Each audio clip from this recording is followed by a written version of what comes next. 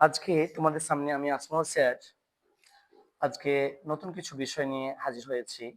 আজকে দেখো, তোমাদের আগামীকাল 17/2/2025 অর্থাৎ সোমবার যে ইতিহাস পরীক্ষা আছে, সেই পরীক্ষা নিয়ে অনেকে ভীত। আর এই ইতিহাসের প্রশ্ন তোমরা জানো অনেকে স্ট্যান্ডার্ড হয়, কারণ হচ্ছে এই পরীক্ষার কোশ্চেনটা এতটা একটু মানে কঠিন করে করে যে কোশ্চেনটা একটির সঙ্গে একটা মিল থাকে না, কোশ্চেন একটু ঘুরিয়ে পড়ে। ঠিক আছে, তোমরা অবশ্যই দেখো তোমাদের যে 8 নম্বরে যে প্রশ্নগুলো পেতে, আজকে তোমাদের যে 8 নম্বরে যে প্রশ্নগুলো সেগুলো কিন্তু দেওয়া হচ্ছে। সেই কোন প্রশ্নগুলো বেশি ইম্পর্টেন্ট তোমাদের 8 নম্বরে, সেগুলো আমি আজকে দিচ্ছি এই ভিডিওর মাধ্যমে, তোমরা দেখে নাও। ঠিক আছে, আর এই ভিডিওতে যদি তোমাদের ভালো লাগে তাহলে অবশ্যই তোমরা কিন্তু অবশ্যই করবে, সাবস্ক্রাইব করতে ভুলবে না এবং বেল আইকনটি প্রেস করতে ভুলবে না। শুরু করা চলো। কথা 8 নম্বরের প্রশ্ন, প্রথম প্রশ্ন, সংক্ষেপে মহাবিদ্রোহের চরিত্র বিশ্লেষণ করো। তোমরা জানো, পড়েছো যে মহাবিদ্রোহের চরিত্র কেমন হতে পারে, যে 1857 সালে যে মহাবিদ্রোহ হয়েছিল সেই মহাবিদ্রোহের চরিত্র তোমাদের সামনে দিতে পারি। সেটা আবার বলছি, সংক্ষেপে মহাবিদ্রোহের চরিত্র বিশ্লেষণ করো। 2 নম্বর আর যেটা প্রশ্ন, মানে 8 নম্বরের 8 মার্কের, দেখো, সশস্ত্র বিপ্লবী আন্দোলনে নারীদের ভূমিকা বিশ্লেষণ করো। দেখা যায় 19 শতকের পরে যে নারীরা কতটা বিপ্লবী আন্দোলনে যোগদান করেছিলেন সে সম্পর্কে তোমাদের জানতে চাইবে। তাহলে দেখো, প্রশ্নটা আবার দেখে নাও, সশস্ত্র বিপ্লবী আন্দোলনে নারীদের ভূমিকা বিশ্লেষণ করো। 3 নম্বর প্রশ্ন, মানুষ, প্রকৃতি ও শিক্ষার সমন্বয় বিষয়ে রবীন্দ্রনাথের চিন্তা সংক্ষিপ্ত পরিচয় দাও। মানে রবীন্দ্রনাথ ঠাকুর যে শিক্ষা সম্পর্কে কি বলে গেছেন সে সম্পর্কে তোমাদের জানতে চাইবে। অথবা বলতে পারি যে রবীন্দ্রনাথ ঠাকুর শান্তিনিকেতন এবং বিশ্বভারতী কেন প্রতিষ্ঠা করে গিয়েছিলেন সে সম্পর্কে তুমি একটু লিখো। কিন্তু প্রতিটি মনে রাখবে, প্রতিটি প্রশ্ন কিন্তু 16টি বাক্যে উত্তর দেবে। কারণ ভাবছো যে অনেক বড় বড় লিখবো, বেশি নাম্বার পাবো, না। বুঝতে পারছো, তোমরা কিন্তু অন্যান্য কোশ্চেন গুলো কিন্তু অ্যাটেন্ড করতে পারবে না। তোমাদের জানতে হবে যে আমি প্রত্যেকটি প্রশ্ন অ্যাটেন্ড করবো। মনে রাখবে, একটা প্রশ্নে 1 নাম্বার সমান 2 মিনিট। তার মানে তুমি 8 নম্বর প্রশ্ন করছো, 8 নম্বর মানে কত, 16 মিনিট তোমাকে এই 8 নম্বর প্রশ্নের জন্য রাখতে হবে, তবেই কিন্তু তোমার নাম্বারটা ক্যারি করবে।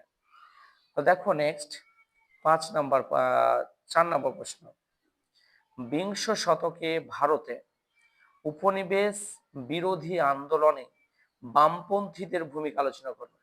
বামপন্থী যারা, তারা কি ভূমিকা পালন করেছিল সে সম্পর্কে তোমাকে জানতে হতে পারে, তারা প্রশ্ন থাকতে পারে। 5, বাংলায় কারিগরি বিকাশে সংক্ষিপ্ত বিবরণ দাও। মানে বাংলায় যে কারিগরি বিকাশের সংক্ষিপ্ত পরিচয় দিতে বলেছে। 6 নম্বর প্রশ্ন দেখো, বঙ্গভঙ্গ বিরোধী আন্দোলনে বঙ্গভঙ্গ বিরোধী আন্দোলনে নারী সমাজ কিভাবে অংশগ্রহণ করেছিলেন ও তার সীমাবদ্ধতা কি ছিল সে সম্পর্কে লিখো। তোমরা কিন্তু এই কোশ্চেন গুলো অলরেডি আজকে রেডি করে ফেলো, আজকে তোমরা দেখে নাও।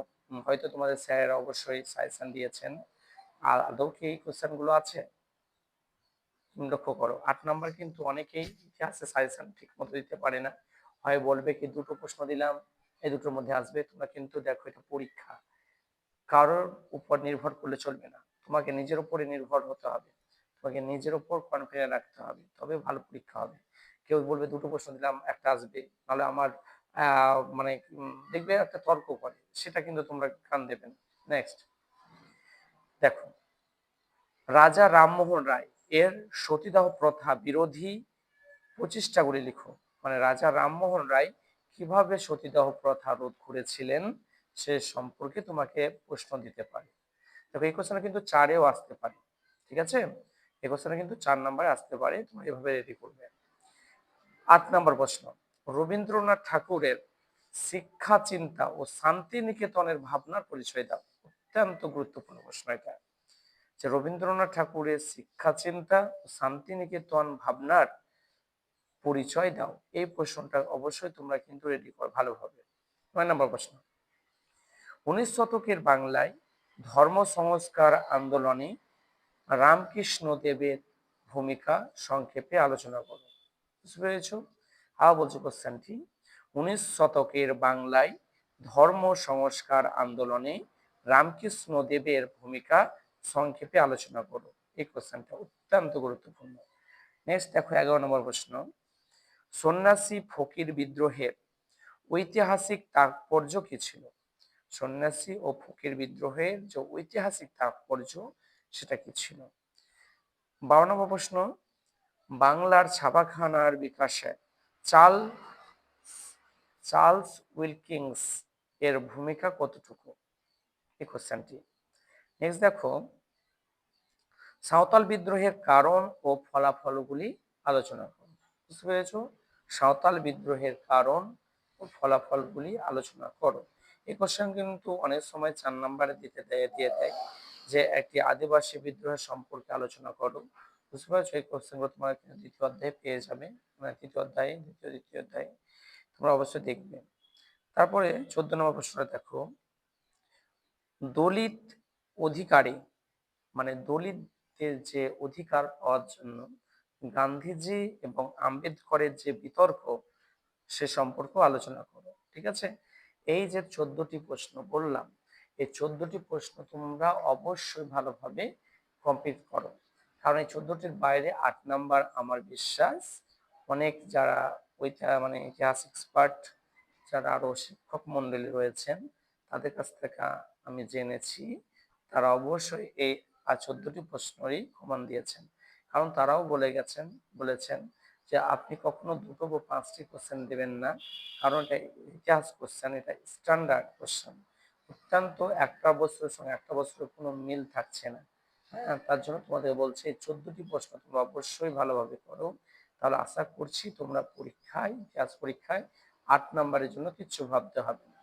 ওকে, ঠিক আছে, তাহলে আজ আর নয়, অন্য আবার ভিডিওতে দেখা হবে। আজকেই তোমাদের নেক্সট পার্টে দেখা হবে 4 নাম্বারের প্রশ্ন সাজেশন। ওকে, শেষ লাস্ট সাজেশন পরীক্ষার আগের দিন, আজকে রবিবার বলে তোমাদের দেওয়া হচ্ছে। ঠিক আছে? ওকে, থ্যাংক ইউ।